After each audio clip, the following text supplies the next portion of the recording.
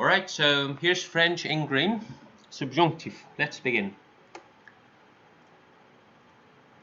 Alright, first references I'm going to use is this book for the exercises, and for some of the listings that I'm using, I will be using this book.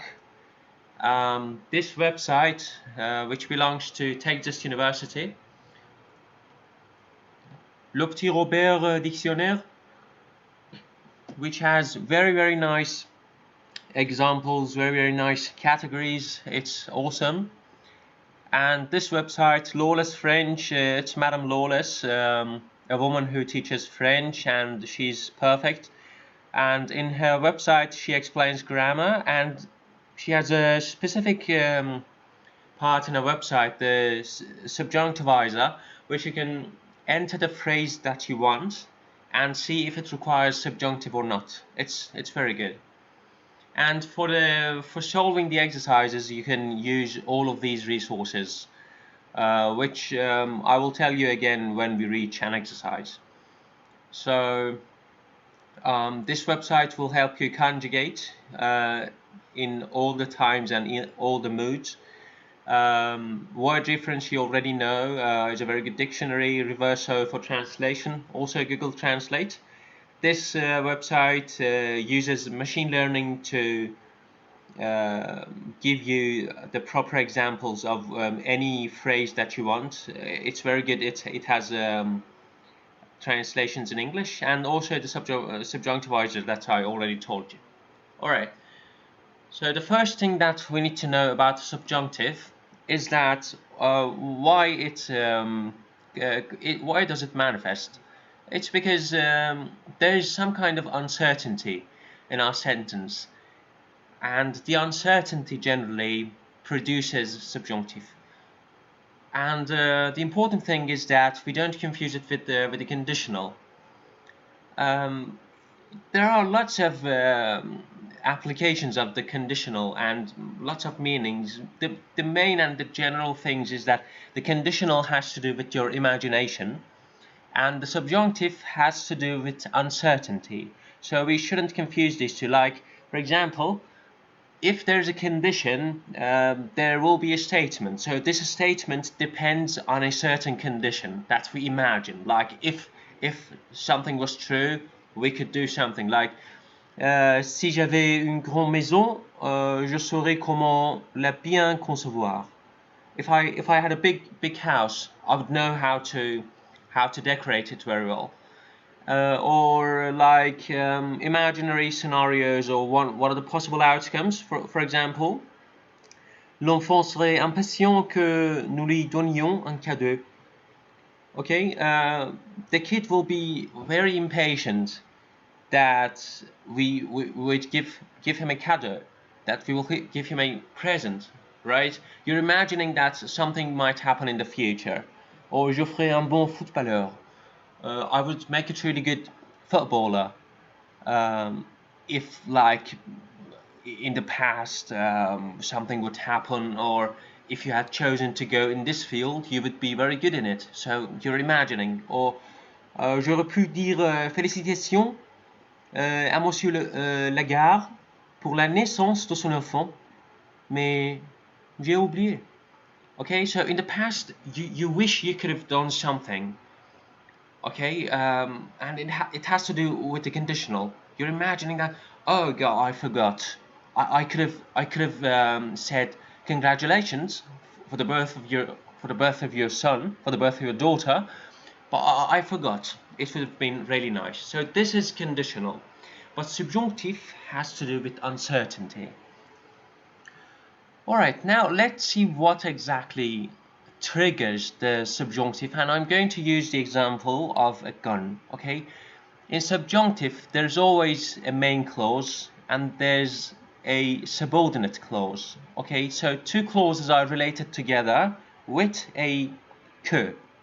Que is our trigger, and if you have the right bullets in your main clause, you could trigger a subjunctive in the subordinate clause.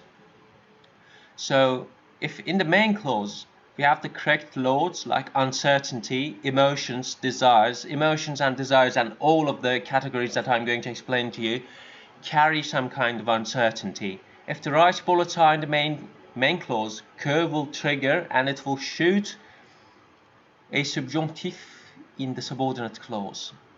Now let's look at some examples. Okay. Je suis désolé que nous soyons en retard. We have a main clause here, je suis désolé, okay? And we have the trigger and we have a subordinate clause, okay? Je suis désolé. What are you doing?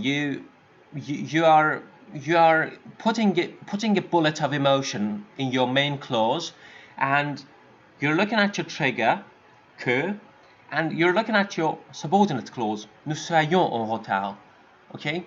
So since you have the right bullet, you're shooting the subjunctive verb here. So you should use this subjunctive. It is triggered, okay? And also the important thing is that in the main clause and in the subordinate clause, the subjects must be different, okay? Like here, je and nous are different. Par exemple, il est très important qu'il y a les mesures propres, okay? So you're saying it is very important that there are some proper measures, for example, safety measures. So you're saying il y a. Il est très important qu'il y a. You're not saying il y ait.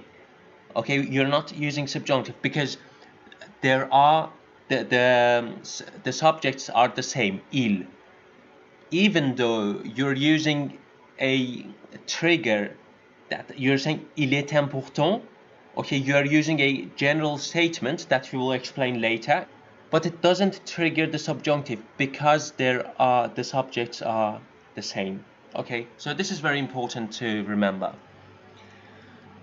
Okay, now let's look at this example. Je suis désolé que nous soyons en retard. Okay, two different subjects. But here, je suis désolé d'être en retard.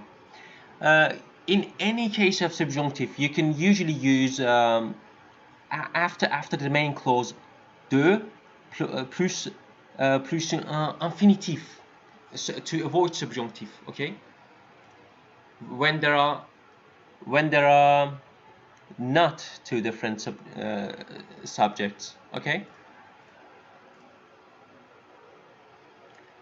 For example, look at here. Elle était contente de faire des amis avec nous. You're using the same structure. Ils craignaient de rater leur chance de se marier dans cet hôtel.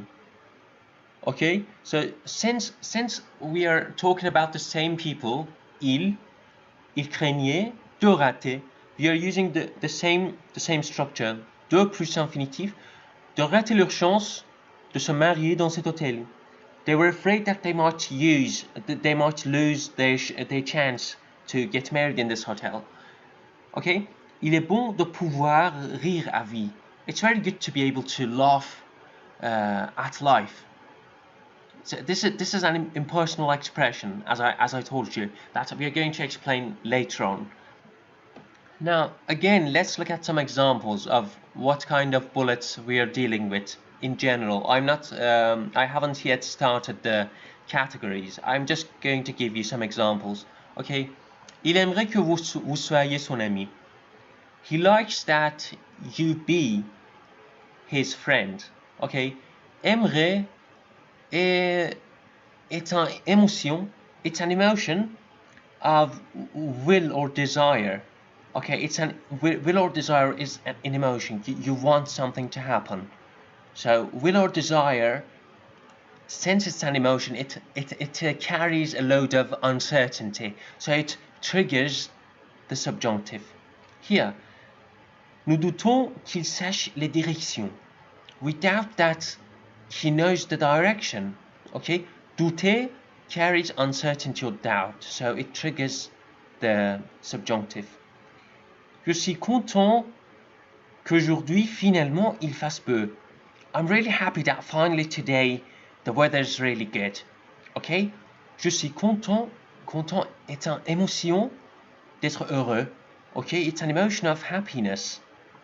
So emotion carries uncertainty, so we are triggering the subjunctive. Qu'il fasse beau. Okay, if you want to enter the categories of subjunctive, we can divide these two by the part of our body, really. The credit of this goes to one of my professors in Iran, Mrs. Azizi. She was a very good professor, and she taught me this. Okay, so subjunctives comes either from your head or they come from your heart. Heart triggers emotions and desires, okay, and the head creates certainty or doubt.